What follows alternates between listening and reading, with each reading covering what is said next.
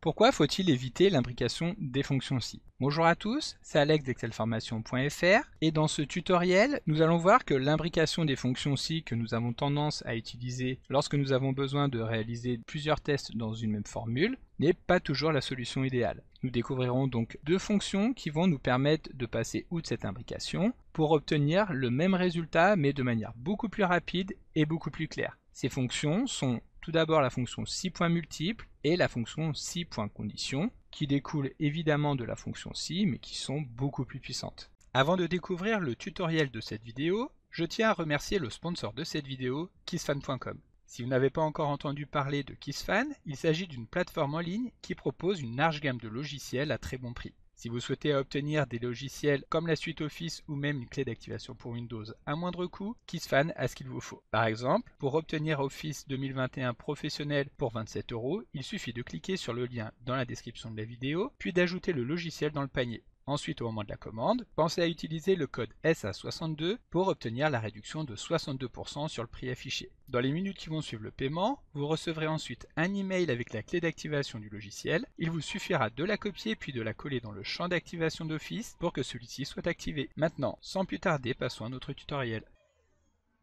Comme d'habitude, si vous voulez être sûr de bien comprendre tout ce que nous allons voir dans le cadre de cette vidéo, vous pouvez télécharger le support de ce tutoriel ainsi que son corrigé en suivant le lien disponible dans la description de la vidéo, ce qui vous permettra de réaliser les opérations en même temps que moi pour être sûr de bien comprendre tout ce que nous allons voir dans cette vidéo. Alors comme nous venons de le voir dans l'introduction de cette vidéo, je vais vous montrer pourquoi l'imbrication des fonctions si n'est pas la solution idéale lorsque l'on veut effectuer un retraitement. Et pour illustrer ce tutoriel, nous allons commencer par découvrir un exemple simple. Ici, nous avons donc un relevé de notes obtenu par des étudiants au cours d'une année. Et ici, comme vous pouvez le voir, nous avons des notes simples allant de A à E. Il s'agit d'un exemple volontairement simplifié. Et nous verrons un petit peu plus tard dans cette vidéo comment utiliser des notes qui iront cette fois-ci de 0 à 20. Donc ici, nous allons souhaiter attribuer une mention à chaque étudiant en fonction des notes qu'ils ont obtenues. La méthode classique va donc consister à utiliser des fonctions si imbriquées les unes dans les autres. Cela va avoir pour effet de permettre de tester successivement chaque note avec des conditions imbriquées pour attribuer la mention qui va correspondre. Et donc si la note va correspondre effectivement au test effectué, nous pourrons alors obtenir la mention à afficher directement dans la colonne C de notre tableau. Et dans le cas contraire, nous pourrons passer au test suivant. Donc ici, nous allons nous placer dans la cellule C7 et commencer donc à saisir la fonction qui correspond. Nous commençons par taper le symbole égal et ensuite nous allons effectuer le premier test. Ici, nous allons vouloir regarder si la valeur de la cellule B7, qui est donc la cellule située juste à gauche, est égale à A, ce qui est bien le cas ici. Et donc dans ce cas, nous pourrons afficher la mention très bien. Nous fermons les guillemets et nous passons donc à l'argument suivant en saisissant le point virgule qui va nous permettre de passer à la valeur que nous allons vouloir afficher lorsque le test ne sera pas bon et donc nous allons saisir une valeur en tant que valeur s'il faut. Ici nous n'allons pas saisir directement cette valeur mais nous allons y imbriquer une nouvelle fonction si. Ici nous allons vouloir regarder à nouveau la valeur de la cellule B7 pour regarder si celle-ci est égale à B. Si c'est le cas, alors nous pourrons afficher la mention bien. Et donc nous allons continuer sous cette même logique pour déterminer si nous devons afficher la mention assez bien, c'est-à-dire que la valeur de la cellule B7 est égale à C. Donc nous affichons assez bien. Ensuite, si la valeur de la cellule B7, qui est toujours la cellule que nous analysons, est cette fois-ci égale à D, alors nous nous contenterons d'afficher le message admis. Et enfin, dans tous les cas contraires, donc ici étant donné que les notes vont uniquement de A jusqu'à E, nous aurons uniquement le cas E, dans lequel donc le passage dans la classe supérieure sera refusé. Donc ici, nous pouvons venir saisir directement cette valeur en tant qu'argument s'il faut de la fonction si qui est la plus imbriquée à l'intérieur des autres. Ensuite, nous fermons les guillemets et maintenant nous allons pouvoir fermer les différentes parenthèses en faisant attention bien entendu de fermer le nombre de parenthèses que nous avons ouvertes. Cela étant fait, nous pouvons valider en appuyant sur Entrée et comme vous pouvez le voir, Excel va bien nous afficher très bien pour Alice étant donné que celle-ci a obtenu la note de A. Ensuite, donc, nous allons déployer cette formule sur toute la colonne en plaçant le curseur de la souris en bas à droite sur la poignée de recopie sur laquelle nous allons double-cliquer. Nous voyons donc que Bob avec son B a obtenu la mention bien, Claire très bien, David bien, etc. Et donc comme vous pouvez le constater ici, cette méthode peut rapidement devenir fastidieuse et difficile à gérer, surtout si nous avons de nombreuses conditions à prendre en compte. Nous devrons alors être vigilants sur un certain nombre de points. Comme nous venons de le voir, il sera important de bien compter le nombre de parenthèses afin d'être sûr de fermer toutes les parenthèses que nous avons ouvertes, en sachant bien entendu que s'il manque une parenthèse ou que s'il y en a une en trop, Excel va nous refuser la saisie de la fonction. Il faut également faire attention à l'ordre des tests, car lorsque nous imbriquons des fonctions si, l'ordre des tests va être essentiel, étant donné que chaque test va être effectué dans l'ordre approprié pour garantir que les conditions sont évaluées correctement. Une erreur dans l'ordre des tests pourra donc entraîner des résultats inattendus. Voilà, et donc c'est pour toutes ces raisons que depuis quelques versions, Excel nous propose une fonction qui va permettre de remplacer toutes ces imbrications. Il s'agit de la fonction si.multiple. Cette fonction si.multiple va en effet permettre d'effectuer des tests logiques multiples afin de renvoyer la première valeur qui va correspondre à ce test. Elle va donc permettre de définir plusieurs conditions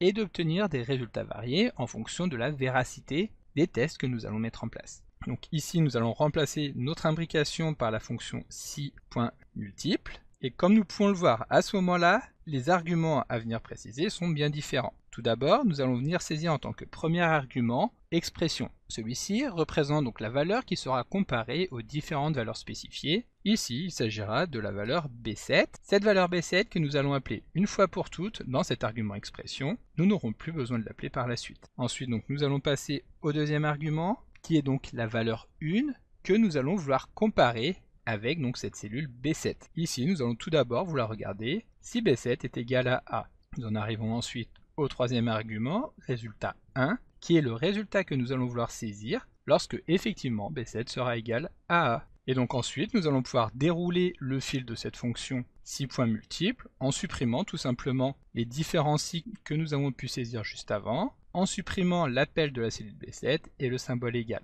Nous en arrivons donc à la deuxième valeur que nous allons comparer, à savoir que nous allons regarder si B7 est égal à B, et dans ce cas, nous retournerons bien. Et donc, nous allons pouvoir procéder de cette manière jusqu'à obtenir une fonction qui sera beaucoup plus lisible. Donc, si la note est égale à C, nous affichons assez bien. Si elle est égale à D, nous affichons admis. Et enfin, nous en arrivons au dernier argument, qui ici ne sera pas une paire constituée d'une valeur et d'un résultat, mais nous allons directement pouvoir saisir la valeur par défaut à afficher lorsque aucune valeur n'a été identifiée. Donc ici, nous pourrions éventuellement demander de regarder si la valeur de B7 est égale à B, ou utiliser l'argument par défaut. Ici, nous allons valider en appuyant sur CTRL et Entrée, ce qui va permettre de valider la fonction sur toutes les cellules sélectionnées, c'est-à-dire toutes les cellules de la colonne mention. Ici, comme vous pouvez le constater, la fonction est beaucoup plus claire, et elle est beaucoup plus simple à mettre en place. Il faut savoir que la fonction si.multiple que nous venons d'utiliser ici va nous permettre d'évaluer jusqu'à 126 conditions, ce qui bien entendu est énorme et il y a peu de chances que vous en ayez besoin.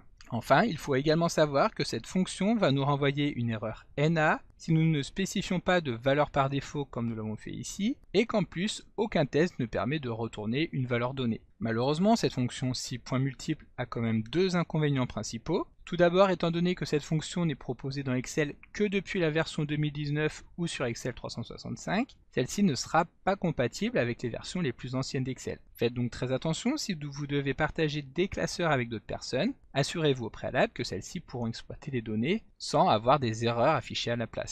Et enfin, comme nous venons de le voir ici, la fonction si.multiple permet de comparer l'argument nommé expression avec des séries de valeurs spécifiées. En revanche, elle ne va pas nous permettre d'utiliser les opérateurs de comparaison, c'est-à-dire inférieur, inférieur ou égal, supérieur, supérieur ou égal. Nous devrons alors nous tourner vers une autre fonction qui est également dérivée de la fonction si. Et donc c'est la raison pour laquelle, pour ce premier exemple, nous avons voulu avoir quelque chose de très simple, et nous allons maintenant pouvoir découvrir un deuxième exemple, avec des notes qui cette fois-ci iront de 0 à 20, et donc une même mention pourra avoir plusieurs valeurs. Par exemple, pour obtenir la mention très bien, alors l'élève devra avoir une note supérieure ou égale à 16. Pour pouvoir résoudre ce problème, nous ne pourrons pas utiliser la fonction si.multiple comme nous venons de le voir. À la place, nous pourrons utiliser une autre fonction qui est la fonction si.condition. Il s'agit également d'une fonction dérivée de si qui va permettre d'effectuer des tests logiques multiples en renvoyant la première valeur qui va être égale à vrai. Cette fonction va donc offrir une solution pratique qui va nous permettre d'éviter les inconvénients des imbrications des fonctions si comme nous l'avons vu juste avant,